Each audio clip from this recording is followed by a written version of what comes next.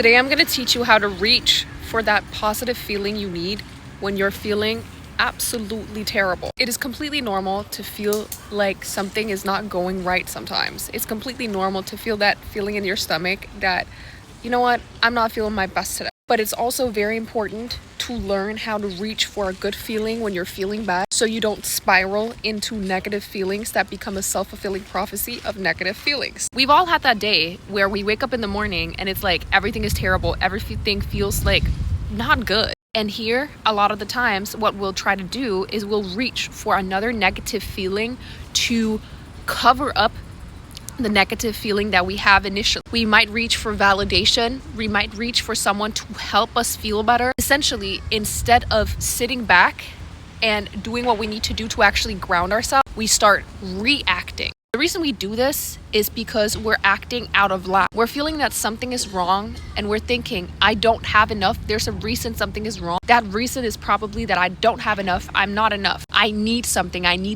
Basically, you need to feel good. And because we want this, we want to feel good, we reach for other people. We reach for feelings in other people. We try to make people believe, oh my God, I'm feeling so bad. I want you to help me. You need to accommodate. And you know what usually happens when we're doing that? We don't end up feeling better. Whatever someone's trying to tell us to make us feel better, it's not going to make us feel better. It's not going to make us a better version of ourselves. It's not going to make us feel happier. It's because it's our responsibility to find the positive feeling and find the wholeness, even if we're having a bad day or a bad minute or a bad feeling. When we think something is wrong or we're feeling like something is wrong, we try to reach for something better instead of sitting with the feeling, instead of reminding ourselves that it's okay to actually feel it and leaning into that feeling. What we do is that we react instead of taking responsibility. We try to take from other people without taking responsibility. And this is where it's so important to understand what responsibility actually means. Responsibility means the ability to respond differently. Responsibility means, okay, I'm feeling terrible. In order for me not to react outwardly and go call someone I shouldn't call or text someone I shouldn't text or send paragraphs to the narcissistic ex or call my mom and cuss her out for not making me feel better. Whatever it is you might want to do. In this situation, what you need to do is you need to sit back and you need to sit with the feeling and you need to tell yourself this feeling is good, everything is good, everything is good, everything is good, everything is great. And when you start telling yourself that, you'll also be able to tell yourself, I am whole. I am whole even if I'm not feeling my best right now. I am good.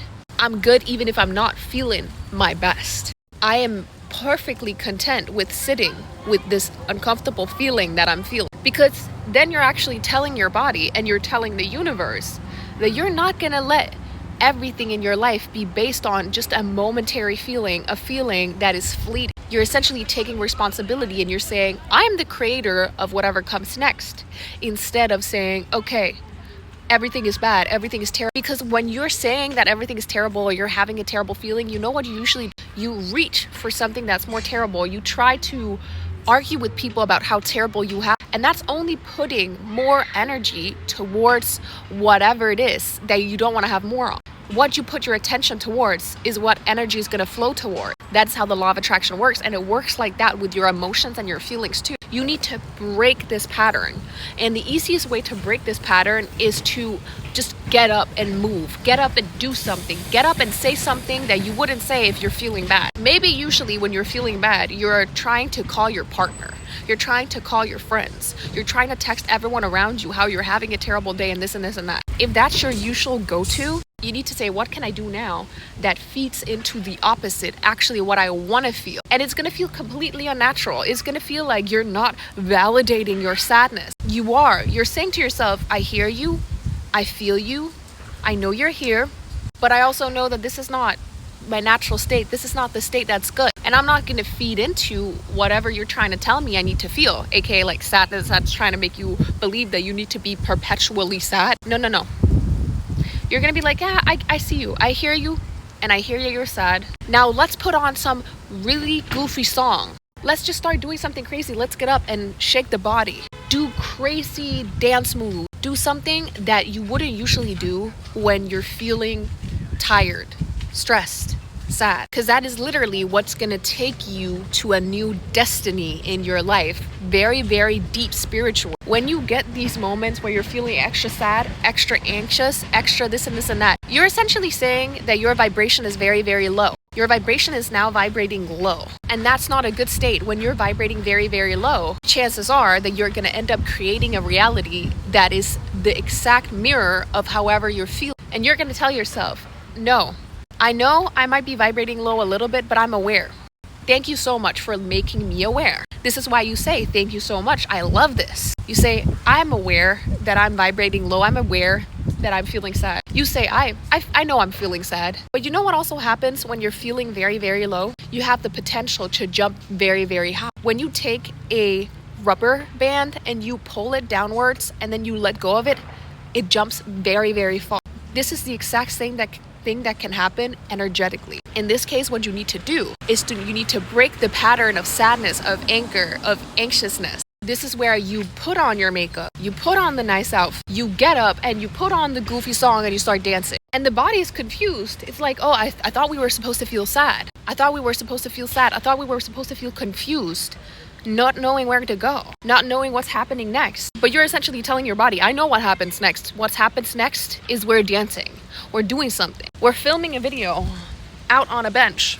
We're getting something out there. We're making a move towards where we want to go instead of sitting and being like, oh my God, I'm not going anywhere. And it's going to feel unnatural in the beginning. It's going to feel goofy. It's going to feel weird. But if you've ever watched the movie Everything, Everywhere, All at Once, I can't remember if that's the exact title because the title is a little crazy and I love it, is that when they want to jump timelines and if they want to jump to different multiverse layers, what they need to do is they need to do something completely illogical. They need to do something crazy. Like start doing cartwheels, shouting something no one usually shouts, doing something that is out of sync with what you would usually end up doing when that feeling or that thing you're doing arises. This is very similar to what happens when you're in a room with a little baby and the baby starts crying. The baby starts crying and when you're starting to fuss over the baby, oh, little baby, I'm so sorry. Maybe this baby hit its head. It hit its head on a wall. And you're like, oh, little baby, I'm so sorry. The baby is going to start crying more because you're just reaffirming that reality to the baby. And I'm not saying the baby doesn't deserve comfort. But in most cases, the best thing to do with a baby is to distract that baby. Do something crazy. Put whipped cream all over your face. Start dancing. Start doing something that the baby is like, huh, okay. Because that way you're telling the baby, I see you. I see that something's going on, but we got to distract you because we got to put you on a different energetic level. And I don't think the baby understands it that deep, but essentially that's what's going on. The baby doesn't know it. The baby doesn't understand the same way that we as humans, we don't understand it. We don't get it. Why am I sad? I'm supposed to feel happy. Something's not feeling right. I don't know what it is. Sometimes it's like that with babies too. The baby is fed. The baby has been bathed. The baby has been sleeping, yet the baby is still crying. Sometimes it's like that for us. We are the baby. And in this case, we need to distract ourselves like someone with a baby that just needs to feel happy. Because the best thing you could do for yourself to get yourself on a better energetic level is to reach for a positive feeling. It doesn't need to be logical. It doesn't need to be something really thought out. It doesn't need to be something where you're like, this is how I reach for a positive feeling. No, just think about it. What's something that can make you positive right now? Even if you're feeling like you're never going to be happy again. Is it drinking a Diet Coke? Is it going out and doing cartwheels? Is it going to distract you? It definitely is. And then when you've done that, it's like, oh, do I actually want to sit and cry anymore? No, you probably don't want to cry anymore because you made a move. You jumped timelines. And in this timeline, you pick yourself up. You take responsibility, aka the ability to respond differently. If you want to know the last trick to keep this energy up, now that you've jumped energy, get yourself outside. Get outside. You can even do it in your room and start looking at things around you and admiring everything. Start finding all of the positive things about the things around you. This tree is so cool. It's so abundant. There's so many leaves. This bag is so nice. It holds all of my stuff. This apple gives me nourishment. It's so nice knowing that the sun is out and I can sit and I can make this video. Once you start picking one thing, then another thing will come and another thing will come. And suddenly that feeling of everything is hopeless, it's not there anymore. You took yourself out of it. No one else did, you did. Because you are the creator of your own life. You are the creator of your reality. And you deserve everything. So go out and be the creator of your own reality. Do some cartwheels, sing a song, eat an apple. Do it.